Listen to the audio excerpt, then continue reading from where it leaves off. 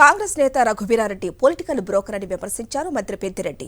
తనపై ఎలాంటి హత్య కేసులు లేవని, కేసులు ఉన్నట్లు నిరూపిస్తే రాజకీయాల నుంచి తప్పుకుంటారని రఘువీరారెడ్డికి సవాల్ విసిరారు. నా మీద ఎక్కడ కేసులు లేవు, నేను ఎప్పుడు కూడా అలాంటి పనులు చేయలేదు. మొదటి నుంచి వీళ్ళు ఒక ముఠా ఉన్నారు. కిరణ్ కుమార్ రెడ్డి, రఘువీరారెడ్డి, ఎవరైతే రాజశేఖర రెడ్డి గారికి అడుగులకు మడుగులొత్తి రాజశేఖర రెడ్డి గారు చనిపోయిన తర్వాత పార్టీ ఫిరాయించి వాళ్ళ కుటుంబానికి వ్యతిరేకంగా పనిచేశారు. వాళ్ళల్లో ప్రధాన ముద్దాయి రఘువీరారెడ్డి. నా గురించి రఘువీరారెడ్డికి ఏం తెలుసని మాట్లాడతాడు. మా ఇన్ఛార్జ్ మంత్రి కాబట్టి కూడా మా జిల్లాలో ఎప్పుడు కూడా నా నియోజకవర్గంలో కూడా పర్యటించలేదు. అతనికి ఏం తెలుసు నా గురించి? ఏదైనా ఉంటే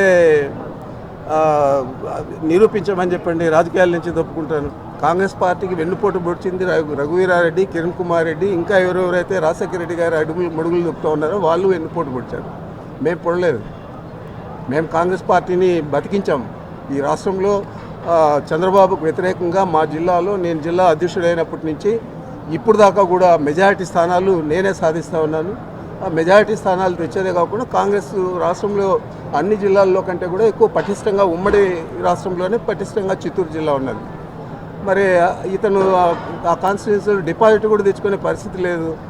మరి నిలబడండి, అతను నిలబడండి, డిపాజిట్ తెచ్చుకోమని చెప్పండి. ఫస్ట్ రాజశేఖర రెడ్డి గారి పేరు చెప్పుకొని వేల కోట్లు దోచేసుకొని సాయిబాబా చనిపోతే 5 రోజులు ఆ బాడీని తీయకుండా ఇంకో రేపు ఎల్లుండి అని చెప్పి లారీల్లో తరలించారు వీళ్ళందరూ. డబ్బులంతా మీ జిల్లా వాసులకే ఎక్కువగా తెలుసు దాని గురించి. రఘువీరారెడ్డి ఒక పొలిటికల్ బ్రోకరు. అతని గురించి నేను మాట్లాడడం ఎందుకు?